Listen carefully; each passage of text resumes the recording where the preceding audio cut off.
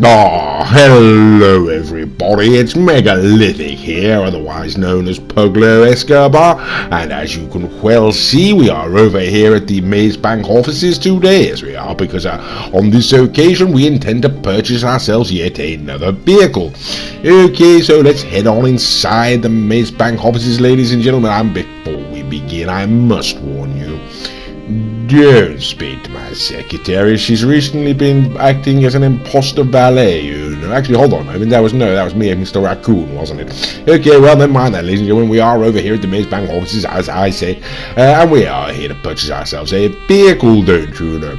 And the vehicle we're here to purchase, ladies and gentlemen, is the Albany Roosevelt, or whatever the hell it may be called. Either way, ladies and gentlemen, the Albany Roosevelt can be found under the legendary Motorsport website, and my god, we're taking a while getting there today. Yes, there we go.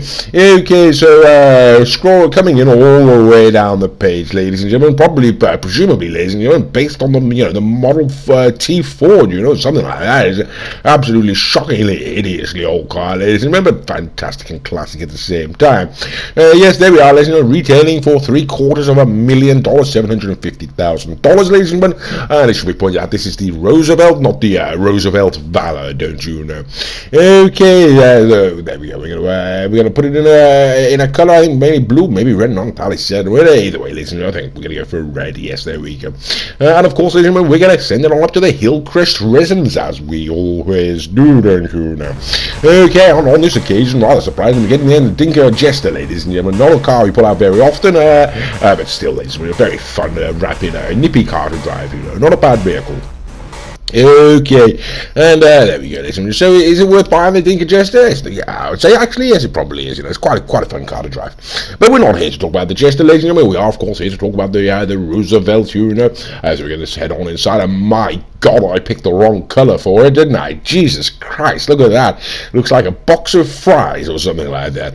Okay, so this is the Albany Roosevelt, ladies and gentlemen. Well, what do we think of it, It sort of looks like it's been styled by a designer who's either never heard of the concept of aerodynamics or else has a strange superstitious fear of the concept, Either way, ladies and gentlemen, here we are. This is the Roosevelt Valor. We're going to take it on around. We're going to take it on out, and we're going to see how she handles before she's been modified.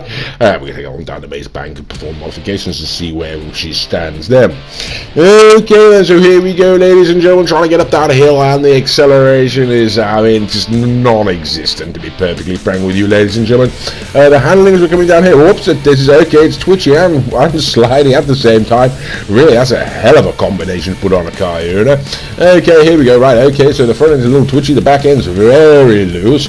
And we'll have a look at the top end speed, ladies and gentlemen, as we come down here now. And right, okay, well, we're starting here. Right, okay, can't keep the damn thing stable in mid-air, ladies and gentlemen. Jesus Christ.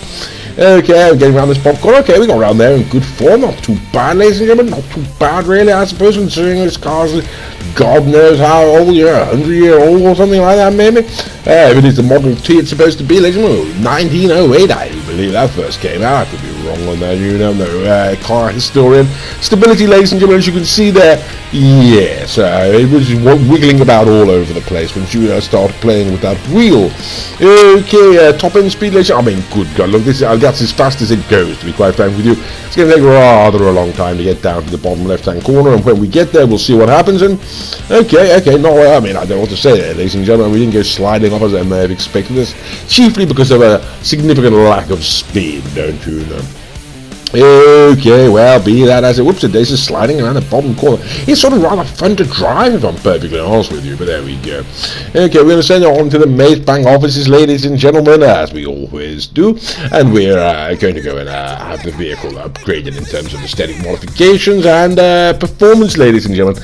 And as it turns out, though, you may well be asking, you're asking yourself, what's the difference then between the Albany Roosevelt and the Albany Roosevelt Valor?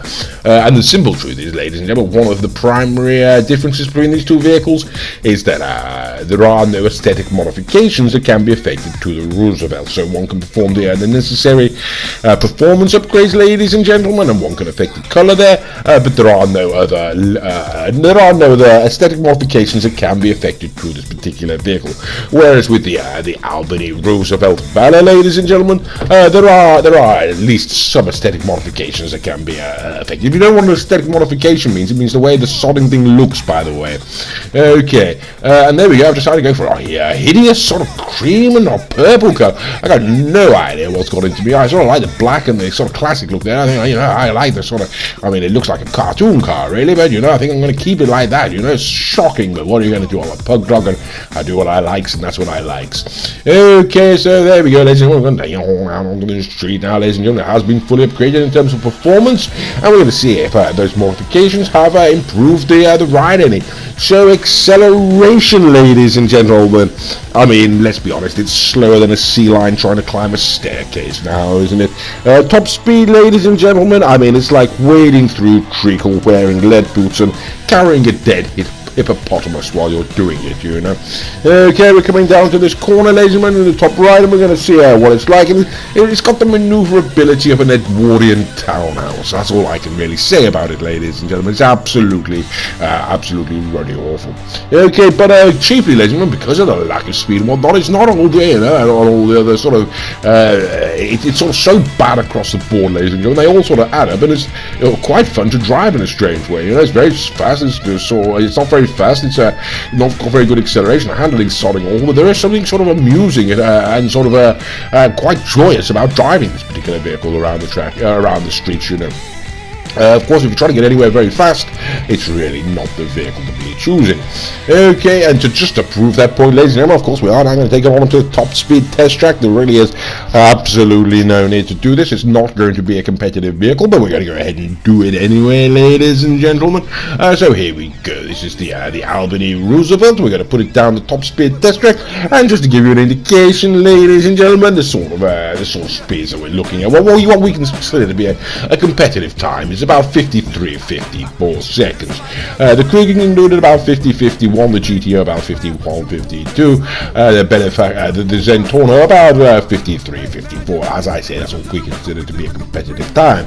Okay, so let's have a look, ladies and gentlemen, what the Roosevelt is going to do. And it's 1 minute 8 seconds. Jesus Christ, I think that may well be the longest time we've ever seen. Now, just for comparison, ladies and gentlemen, this is the Albany Roosevelt Valor. This is the other old-fashioned car of its ilk, I'm going to put that down, ladies and gentlemen, just to see if there's any significant difference between the two vehicles, and as you can see, ladies and gentlemen, no, there isn't. Okay, so there we go, ladies and gentlemen, but we'll have a look at it in the sunlight down the sandy shores, ladies and gentlemen. We have, of course, brought it down the sandy shores, and we're going to put it up against some other vehicles. Now, this is the Virgo, ladies and gentlemen. I got no idea of which, during these tests, ladies and gentlemen, I hopped in this car, because I don't know myself as Mr. Raccoons, hopped inside just to find out what it was called, and I can remember it was called the Virgo, but I can't remember what the sodding first part of it is called now. It's the Mystery Virgo, ladies and gentlemen. Find it out for yourself, Either way, ladies and gentlemen, would you believe it's going to be beaten by the Albany? So, whatever that is, ladies and gentlemen, the Virgo or the Virgo, I got no idea. Yes, but there we go, ladies and gentlemen. So apparently it's slower than the Albany, the Roosevelt, and God knows how that happened. We didn't see that coming. This car's 108 years old. That one's going to be, 96s, 97s behind us, something like that, and it goes and loses. Okay, the next vehicle, ladies and gentlemen, is the Hermes, once again, I've got absolutely no idea who makes this, what particular brand is it, an Albany Hermes, I've got no idea. It's the Hermes either way, ladies and gentlemen, and it's disappearing off into the distance there. Okay, yeah, so this is going to pretty much be par for the whoops and daisies. Okay, Mr. Raccoon, try and keep it on the solid track, can you? I should perhaps point out, ladies and gentlemen, all of the other vehicles are being driven by Mr. Raccoon, his name is the Bromby. He has a channel of his own, and it's called the Bromby. If you put that into YouTube, you should be able to go and find him when you do that. He's got some other good videos on there, don't you know? Okay, well, here we are, ladies and gentlemen, we're finally crossing the line. Okay, well, at the very least, I do know who makes this next vehicle, ladies and gentlemen. This is the Vapid Clique, don't you know? Okay, so we've got the Vapid Clique now up against the Albany Roosevelt. Now, I know that actually looks like very much like the Roosevelt Ballard that we just put down the top speed test track, ladies and gentlemen. It's in the same coloration, but I can assure you that is the standard Roosevelt, ladies and gentlemen. It's Mr. Raccoon's own particular car, you know. He's got his in white and black, mine's in white and purple. But yes, there we go. We're just putting up against the Clique now, ladies and gentlemen. As you can see, yes, ladies and gentlemen, the Vapid Clique is going to absolutely destroy it around the track as well. And let's be perfectly honest, ladies and gentlemen, the vast majority of cars, we're only pulling out very old-fashioned looking cars, ladies and gentlemen, because absolutely every other modern car is going to nail this thing into the ground. Okay then, so there we go, ladies and gentlemen, and how about that, ladies and gentlemen? We've even pulled out the Weenie Dynasty, you know. Oh right, okay. So there we go, ladies and gentlemen, the Roosevelt can actually take down two cars. It could take down the first car, which was the Virgo or something like that, you know. And also, ladies and gentlemen, the Weenie Dynasty, you know. And if you own this car, the Weenie Dynasty, then I do feel terribly sorry for you, you know. It's an absolute shocking disappointment. Okay, well, there we go, ladies and gentlemen. So, yes, what can one say about it, you know? What can one say about this particular vehicle, yeah? In terms of acceleration, ladies and gentlemen, I mean, it's going to take off slower than a morbidly obese manatee at a free buffet, you know. It's just going to go that slow.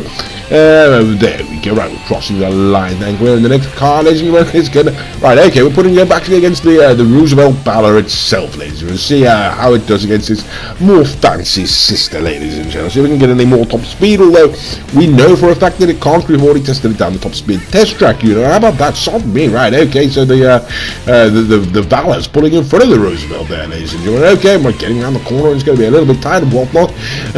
Yes, there we go, ladies and gentlemen. Okay, so we've got right in front of him, ladies and gentlemen, and he's sort of stuck there. Yeah, I mean, effectively, ladies and gentlemen, we've done these tests multiple times, and these cars pretty much are like for like, you know. There seems to be no difference in terms of performance between them that we are able to ascertain, ladies and gentlemen. At least no significant difference, you know.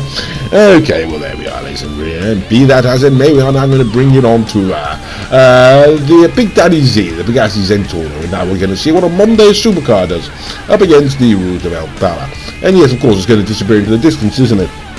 Oh, of course it is. Yes, what can one say, ladies and gentlemen, about the top speed, ladies and gentlemen? I mean, its pace is glacial, you know. Its speed is geological, ladies and gentlemen.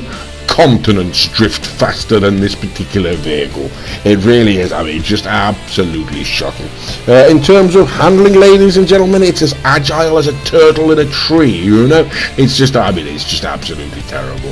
There we go. You know, what can one say? What else is there to say about it? Not a great deal, really. It's going to lose to pretty much everything. Of course, there is only one further question left on this video, ladies and gentlemen, and that question is the Garotti Italia RSX, and the answer is there's no way in hell the Roosevelt is going to beat it, so we're going to watch the RSX disappear off around the track while we continue to pour scorn, ladies and gentlemen, on the Roosevelt Ballard.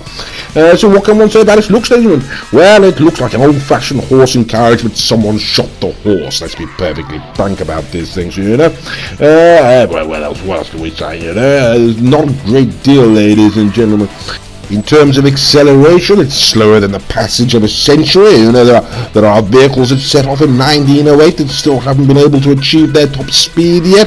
As far as top speed, ladies and gentlemen, it's slower than a sermon on sobriety from a suffragette with a stutter. And handling, ladies and gentlemen, it's about as stable as a kangaroo in a canoe. You know, that's about all I can really say about it. In terms of looks, ladies and gentlemen, as much as I'd really like to hate it, you know, I just can't. What can I say, ladies and gentlemen? It's Genesis. It's a classic. Sodding hell, bloody raccoon. Right, okay, well, there we go. I do hope you enjoyed the video, and thank you very much for watching.